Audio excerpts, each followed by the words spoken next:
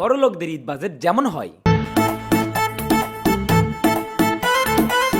আচ্ছা, তোমার এই ঈদের শপিং এর বাজেট কত? ড্যাড, সব মিলে 20,000 টাকা দিলেই হবে। মাত্র 20,000 টাকা? দাঁড়াও দিচ্ছি। এই নাও ধরো। আচ্ছা, তোমার কয় টাকা লাগবে? ড্যাড, আমার ঈদের বাজেট হচ্ছে 50,000 টাকা আর বাইক কেনার জন্য 7 লাখ টাকা, আর এদিক সেদিক খরচ দিয়ে মোট আমাকে 8 লাখ টাকা দিলেই হবে। মাত্র 8 লাখ টাকা? তোমার জন্য তো 8 লাখ টাকা আমি বাজেট করে রেখেছি। দাঁড়াও, এই নাও চেক, এখানে 7.5 লাখ টাকা আছে।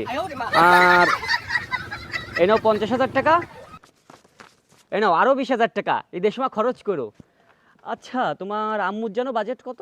ড্যাড, আম্মুর বাজেট তো 2 লাখ টাকা। মাত্র 2 লাখ টাকা? এটা আমার কাছে কোনো বিষয়ই না। আচ্ছা, তোমার বোনের বাজেট কত?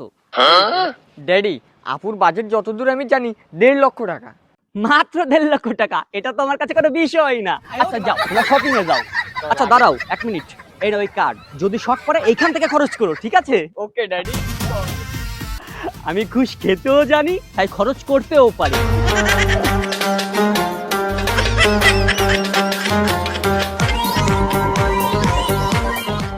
আর গরিবদের ঈদ বাজেট।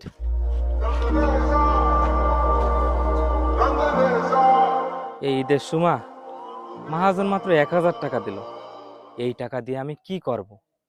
ঘরে চাইল কিনবো, নাকি কাঁচা তরকারি কিনবো, নাকি সোয়াল মেয়েরে কাপড় চোপড় দেবো, না বউরে কাপড় চোপড় দেবো, না আব্বা মারে কাপড় চোপড় দেবো? এই 1,000 টাকা দিয়ে আমি কি করব?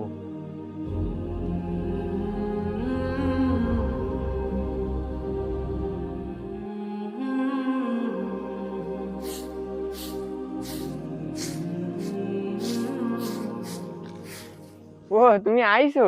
মহাজনকে টাকা দিছে? সুয়ালটা তো মার্কেট করার জন্য একদম পাগল হয়ে গেছে। ওই বাড়ির ওরা মার্কেট করে নিছে, তাই দে একদম কান্নাকাটি লাগাই দিছে। মহাজন তো 1,000 টাকা দিছে, এখন এই দিয়ে ঈদের বাজার করব না ওকে মার্কেট করে দেব, কিছুই বুঝতেছি না। প্রতিটা ঈদ আসলেই তো এই ঝামেলা। এই ঝামেলার জন্য ওকে কোনো ঈদে কাপড় চোপড় কিনে দিতে পারো না। এবার একটু দাও না, কষ্টে মষ্টে ওকে তো কিছু কিনে দিতে পারো নাই। তা তুমি ঠিক কইছো, পাইছি তো 1,000 টাকা, তা 500 টাকা দিয়ে কি ওর মার্কেট হবে? হ্যাঁ হবে নে, 500 টাকায় ভালো ভালো জামা কাপড় পাওয়া যায়। তুমি ওর নিয়ে একটু মার্কেটে যাও, ও মেলা খুশি হবে নে। এ স্বামী, এদিকে আয়।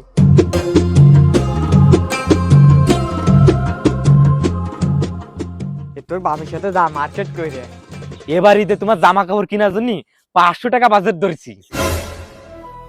500 টাকা?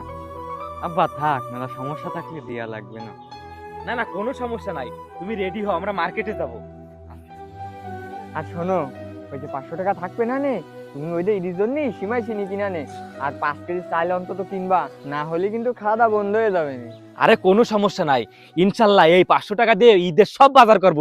আর দেখি একটা মুরগিও আনতে পারি নাই, তুমি মশলাপাতি রেডি করো। ঠিক আছে, তাহলে তুমি মার্কেটে যাও, আমি আগে গদ গদ ভালো করে পরিষ্কার করে নি, তারপরে মশলা বাটতে যাবানি। ঠিক আছে।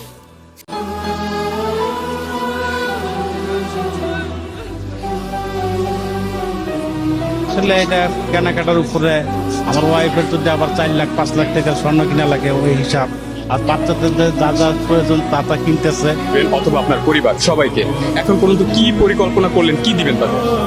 এই প্রশ্নটা যে বাবা করলেন, মানে আমার খারাপ লাগতেছে প্রশ্নটা।